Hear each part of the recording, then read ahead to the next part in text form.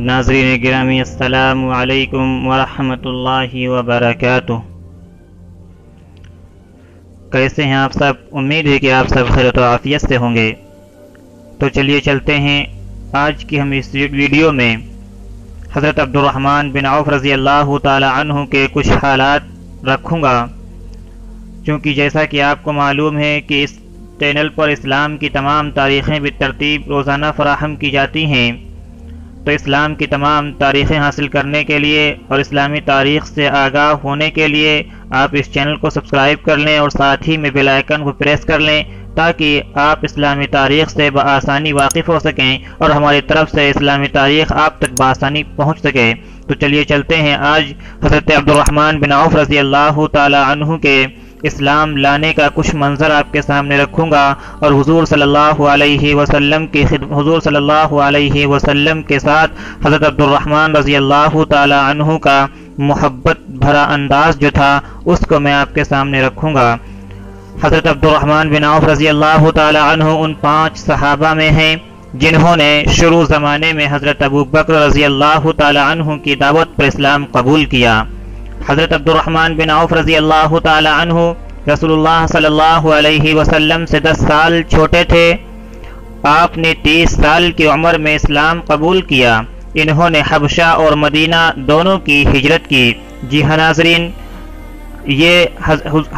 یہ حضرت عبد الرحمن بن عوف رضی اللہ تعالی عنہ کو اللہ رب العزت کی طرف سے ایک عظیم شرف حاصل ہے کہ آپ نے حبشہ کی بھی ہجرت کی اور مدینہ کی بھی ہجرت کی۔ غزوہ بدر اور احد اور تمام غزوات میں رسول اللہ صلی اللہ علیہ وسلم کے ساتھ شریک رہے۔ یہ بھی ان صحابہ کا یعنی حضرت عبد الرحمن بن عوف کا ایک عظیم شرف ہے۔ آپ کا شمار بھی ان 10 صحابہ میں ہوتا ہے جن کو نبی کریم صلی اللہ علیہ وسلم نے دنیا ہی میں جنت کی خوشخبری سنائی تھی۔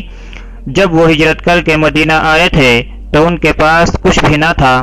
رسول اللہ صلی اللہ علیہ وسلم نے ان کا بھائی چارہ سعد بن ربیع انصاری رضی اللہ تعالی عنہ سے کیا تھا۔ انہوں نے مالی تعاون کی پیشکش کی تو حضرت عبد الرحمن بن عوف رضی اللہ تعالی عنہ نے انکار کر دیا اور منع کر دیا اور مدینہ میں تجارت شروع کر دی، جس کی برکت سے آپ کا شمار مدینہ کے امیر ترین لوگوں میں ہونے لگا، جس کے ذریعے سے آپ کا شمار دولت مند لوگوں میں ہونے لگا، آپ کا شمار عمرہ میں ہونے لگا۔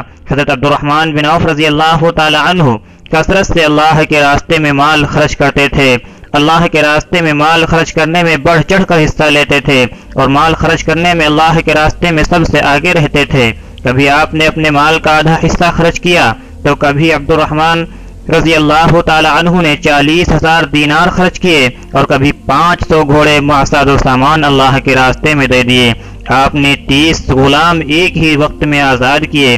آپ کی وفات مدینہ منورہ میں 31 ہجری کو 75 سال کی عمر میں ہوئی۔ جی ہاں ناظرین، جیسا کہ آپ نے ٹائٹل میں پڑھا اس کے متعلق میں کچھ آپ کے سامنے باتیں رکھتا چلوں۔ آپ نے ٹائٹل میں جو پڑھا یقیناً وہ بالکل سچ پڑھا۔ عقل اللہ تعالیٰ کی دی ہوئی بہت بڑی نعمت ہے، چونکہ آپ نے ناسمجھ بچے سے عقل مند انسان تک ٹائٹل پہ پڑھا، تو بچہ جب پیدا ہوتا ہے تو وہ بالکل ناسمجھ ہوتا ہے۔ عقل اللہ تعالیٰ کی دی ہوئی بہت بڑی ایک نعمت ہے۔ بچہ جب پیدا ہوتا ہے اسے کبھی کسی چیز کو سمجھنے بوجھنے کی بالکل صلاحیت نہیں ہوتی۔ اس کے سامنے آگ اور پانی، سانپ اور رسی سب برابر ہوتے ہیں۔ اسے نہ تو اپنا سطر ڈھانکنے کا ہوش رہتا، نہ سردی گرمی سے بچنے کا ہوش رہتا، لیکن اللہ تعالیٰ اسی کمزور اور نادان بچے کو دھیرے دھیرے بڑھاتے ہیں اور اسے عقل و شعور کی دولت عطا کرتے ہیں، یہاں تک کہ وہ ہر چیز کو سمجھنے لگتا ہے۔ وہ آگ اور سانپ سے بچنے لگتا ہے، وہ اپنے سطر کو چھپاتا ہے، وہ اچھائی اور برائی کو سمجھنے لگتا ہے۔ یہ اللہ تعالیٰ کی قدرت کی کاراگری ہے کہ جس نے ایک چھوٹے سے ناسمجھ بچے کو آہستہ آہستہ عقل و سمجھداری کے کمال تک پہنچا دیا۔ اللہ رب العزت کا یہ عظیم انعام ہے جو اور دنیا کے کسی انسان اور کسی مخلوق کے اندر نہیں ہے۔ ٹھیک ہے ناظرین، آج کی باتیں اسی پر ختم کرتا ہوں، پھر ملتا ہوں اگلی ویڈیو میں، تب تک کے لیے